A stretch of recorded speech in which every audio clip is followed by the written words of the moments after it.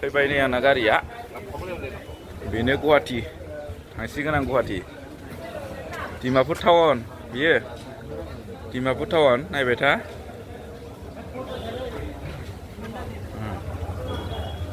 गाखोबाय आं दा बासावहाय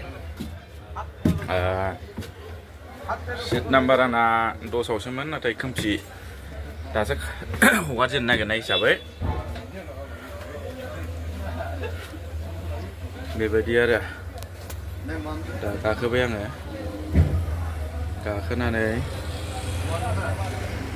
थांसिगोन आरो गुवाहाटियाव न'आवहाय दा साननो गोनाङा बेनो आं दा बुंगोन बेखौनो मानो होनबा ओरैबायदि माने मालायनि दुखु मालायहा मा जादों बेसेबां टेनसनाव बिराद जानला मोनला कमेन्ट हरो बेखौ आं एसे दुखु मोननाय फैदों नेक्स्टआव बेबायदि दाहो ओरैबायदि मासे मास थाखा गारनांगासिनो एप्रिल 15 जाबाय खनसे दिनै मे 15 खनसे आरो नेक्स्टआ जाहैबाय जुननि 18 ओंखायनो खुसि मोनिया मोजां आरो नेक्स्ट जानला मोनला होयोबा बेनि केसा मा बेखौ आङो फोरमायगोन आरो नङा होमबा दा बे हिसाबै जानला मोनला कमेन्ट होलाबायनो नाङा मानो होनना बुङोबा आंहा साख्रि गैया मासे मास फैसा गारनो हानाय आंहा केपासिटि गैया आरो दा बे हिसाबै रागाबो जोंनाय फैयो दुखुबो मोननाय फैयो बेराफारसे आंहा N.D.F.B.NI आव थानानै हा धोन सम्पति बिमा बिफानि होलांनाय हा थु फानजोबनांदों दा दिनै एकर्ड जाखांनायनि उनाव 5 बोसोर जाबाय केसखौबो फोजोबना होआखै बिटिआर गभर्नमेन्टआ आरो बेजों लोगोसे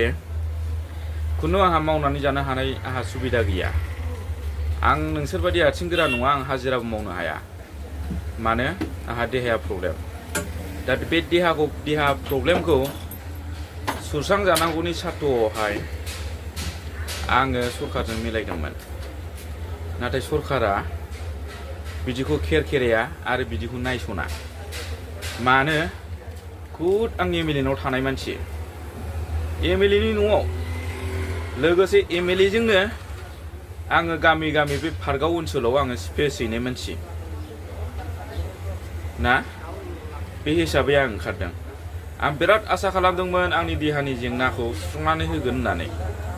माने गुबुनफोर बायदि आंबो गोरा देहा लानानै मावै दाङै जानो हानाय सोलिनो हानाय बे खौ नोजोर होनानै आङो UPPL आव सापर्ट खालामदोंमोन ना दा सापर्ट खालामसेयावबो जाना मोनला नोंखौ आर'नाइ सोखांबाय जोब्बाय होननायसो दा बे UPPL नि आदर्श थांखिया बेनो बिसिना आरो बिसास खालामाबा नोंथांमोनाबो सालिजारि खालामनो हागोन दा बेखायनो आं दिनै UPPL निफ्राय रिजेन होनानै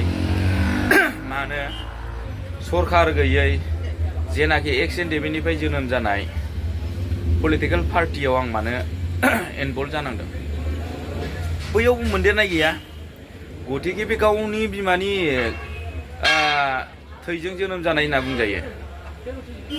मानो N.D.F.B.NI आ गावनि बिमा माहारिखौ ओरैबादि सनमान होयो बेखायनो गावनि बिमानिफ्राय जोनोम जानाय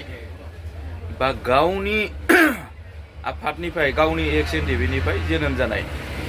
बेनो जाहैबाय N.D.F.B.NI मोनसे सम्पति नङा होमबा बे जाहैबाय N.D.F.B.NI मोनसे सम्पति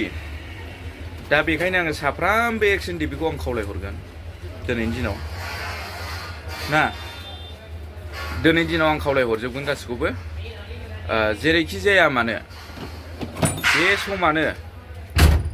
बिदा फंबायनि गेजेराव गावजों गावनि गेजेराव जों मानो दावराव दावसि जालायबाय थानो मानो जों नांलायलायबाय थानो नङा होमबा दा बेखायनो आं खावलायगोन साफ्रामबो N.D.F.B खौ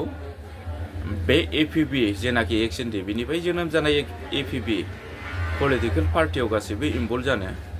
आरो गासिबो बेयाव इनभल्व जायोबा 40टा समस्थियावबो 40टाबो देरहागोन खुनु UPPला बेयाव फिल्डबो बानायनो हानाय केपासिटि फैनाय नङा बेखौनो गिखुमागासिनो दङ UPPला बेखौनो गिखुमागासिनो दङ दा नोंथांमोना सिन्था खालाम लोगोफोर दिनै एकरा खालामदों सोर नङा होमबा हालेवदोंमोन सोर खारलानानै जादों सोर नङा होमबा दा बेखौल' गोथौयै सिन्था खालाम